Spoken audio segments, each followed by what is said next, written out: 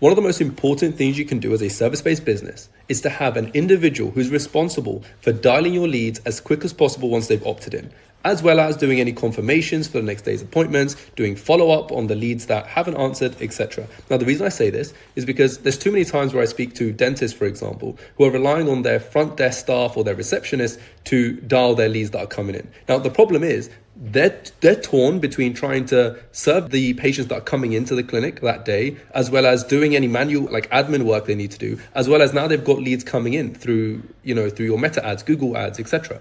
Now, they're not able to get to those leads quick enough. So by the time they can contact them, maybe 2, 3, 4 hours later or the next day, those leads are starting to go cold, right? They need to be dialed within 5 minutes. Not only that, but let's say, for example, you spoke to a lead that morning and that lead's asked for a callback at 2:15. But 2:15, you've had a patient walk in through the door.